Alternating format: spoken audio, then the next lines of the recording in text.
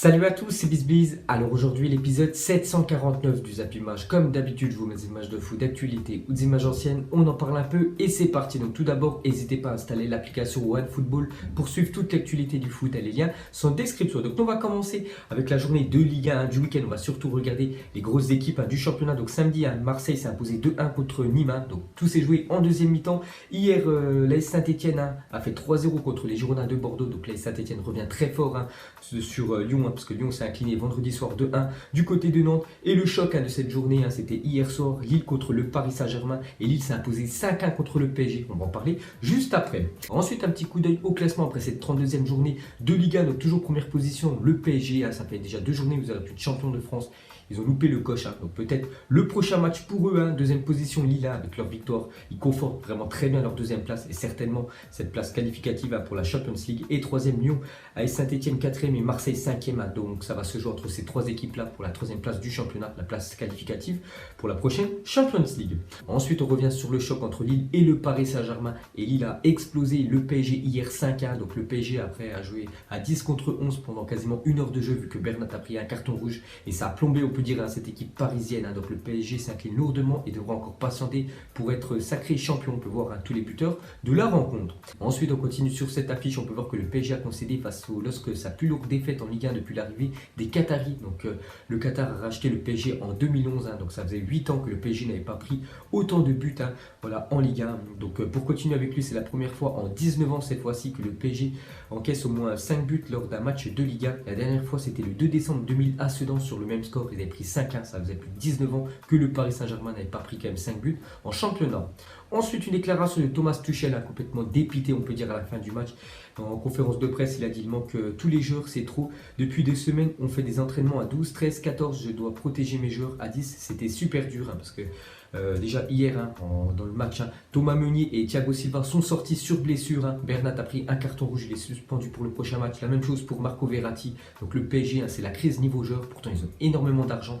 Donc je pense que lors du prochain mercato, il va y avoir beaucoup d'arrivées côté PSG. Ensuite, une déclaration de Kylian Mbappé qui a fait vraiment un très bon début de match jusqu'au carton rouge de Bernat. Après, toute l'équipe, bien sûr, a plongé, on peut dire. Donc il a dit: il ne faut pas chercher trop loin. On a joué comme des débutants. Il faut arrêter de perdre comme ça. Donc voilà ce qu'a dit Kylian Mbappé. Voilà, complètement énervé à la fin du match. Et pour finir avec lui, on peut voir qu'il a pété un câble à la mi-temps dans le tunnel des vestiaires sur Benoît Bastien. Donc Benoît Bastien, c'était l'arbitre de la rencontre. Il a dit: il nous prend la coupe de la Ligue. Cet arbitre, il nous prend des joueurs, il nous prend tout. Donc voilà ce qu'a dit Kylian Mbappé quand il a rejoint les vestiaires à la mi-temps. Pourquoi il a dit ça sur Benoît Bastien? Parce que pour ceux qui se souviennent, en quart de finale de Coupe de la Ligue, le PSG a perdu voilà son titre, on peut dire, contre Guingamp. Et c'était cet arbitre qui avait sifflé quand même 3 pénaltys dans le match pour l'équipe de Guingamp. Donc hier, une fois de plus, voilà, il a plombé l'équipe parisienne. Il a, on peut dire, donné un carton rouge pour Bernat et pour Mbappé, il a complètement pété un câble sur cet arbitre. Ensuite, pour continuer avec le PSG, on peut voir que c'est la première équipe de l'histoire de la Ligue 1 à marquer lors de ses 31 premiers matchs de la saison en Ligue 1. C'était jamais arrivé qu'une équipe marque lors des 31 premiers matchs du championnat. Donc on va dire c'est juste le point positif pour le Paris Saint-Germain hier. Ensuite, on continue une fois de plus avec eux parce que c'est un week-end très compliqué pour l'équipe du PSG, que ce soit filles et garçons, parce que les hommes à Paris, ils en ont pris 5 du côté de Lille et les filles, elles en ont pris 5 du côté de Lyon. Voilà, donc un week-end, on peut dire, à oublier pour l'équipe du Paris Saint-Germain.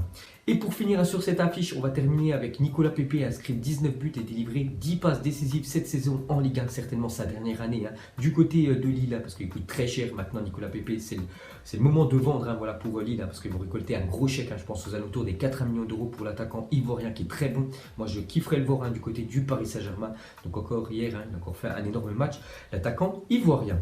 Ensuite, on quitte la France, direction l'Angleterre. On va commencer avec le choc hier entre Liverpool et Chelsea, et c'est Liverpool une fois de plus qui s'est imposé en field. C'est très compliqué d'aller chercher les résultats du côté des Reds. Donc 2-0 pour l'équipe de Liverpool. Donc Mané et Salah, une fois de plus, ont été buteurs. Donc Mané et Salah permettent à Liverpool de reprendre provisoirement la tête du championnat. Donc voilà, c'est très serré entre Liverpool et Manchester City. Donc on revient déjà sur Liverpool. Donc Mohamed Salah, cette saison avec Liverpool, toute compétition confondue, 44 matchs, 22 buts, 8 passes décisives. Et certains disent qu'il fait une mauvaise saison, parce que j'avais dit que les derniers coups, il y en a beaucoup qui disaient que cette année, année, c'est pas le Mohamed Salah de l'année dernière, il faisait une mauvaise saison, alors que regardez quand même ses stats, hein, c'est toujours autant incroyable. Et hier, il a marqué un magnifique but, une grosse, on peut dire, patate en pleine lucarne.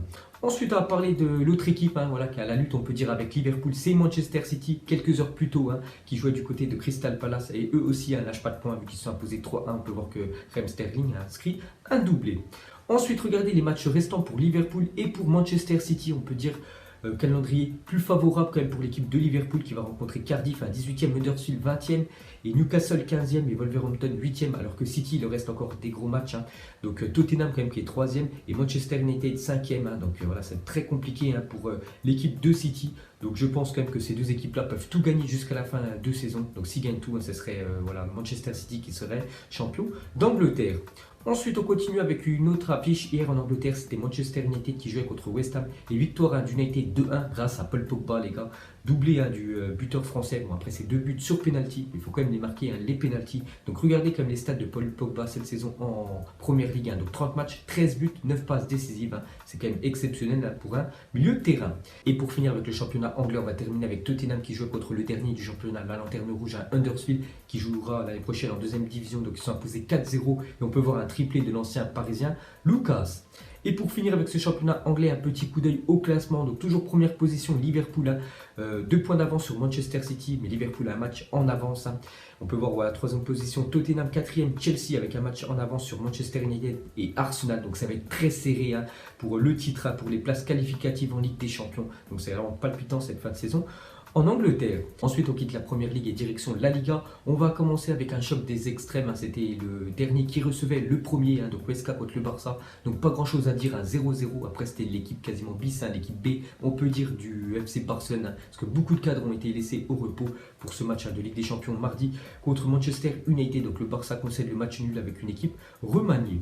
Ensuite, à parler du dauphin du FC Barcelone, donc l'Atlético de Madrid qui jouait contre le Celta Vigo et victoire de Madrid 2-0. Griezmann et Morata ont été buteurs. Et pour terminer avec Antoine Griezmann cette saison, les stats aussi plutôt pas mal pour l'attaquant français. Donc 43 matchs, 20 buts et 10 passes décisives. Donc des stats plus que, on peut dire, corrects pour Griezmann. Et pour finir avec la Liga, un petit coup d'œil au classement de toujours le Barça. Voilà, 9 points d'avance sur l'Atlético de Madrid. Le Real Madrid, un troisième, 5 points de retard sur l'Atlético, mais pas que le Real joue ce soir contre Leganés. Ensuite, pour continuer avec le Real Madrid, donc selon AS, le Real et Adidas seraient sur le point de trouver un accord pour prolonger leur partenariat. Le club madrilène pourrait percevoir 100 millions d'euros par an à partir de 2020. Donc actuellement, ils touchent 70 millions d'euros par an grâce à la marque allemande Adidas. Donc c'est déjà énorme. Ils pourraient toucher beaucoup plus à partir de 2020. N'oubliez pas que l'équipe qui touche le plus d'argent grâce à ce sponsor, c'est le FC Barcelone, touche 150 millions d'euros par an grâce à Nike. Ensuite, selon Marca Lukajovic, la priorité du Real Madrid pour cet été pour être la doublure de Karim Benzema. Je vous ai dit que Zidane, il y a des priorités pour le prochain mercato. Donc déjà avoir une doublure pour Karim Benzema. Donc il y en a une au Real Madrid, c'est Marino Diaz, mais il ne fait pas le taf. Donc pour l'ancien Lyonnais, c'est très compliqué. Donc il penserait plus à Jovic, l'attaquant de Francfort. Ensuite, on quitte l'Espagne, direction l'Italie. Et on va parler de la Juventus qui se déplaçait du côté de l'Aspal. Donc la Juventus avec une équipe remaniée, vu que demain, ils jouent un match important contre l'Ajax Amsterdam. Donc ils sont inclinés, voilà, la Juventus.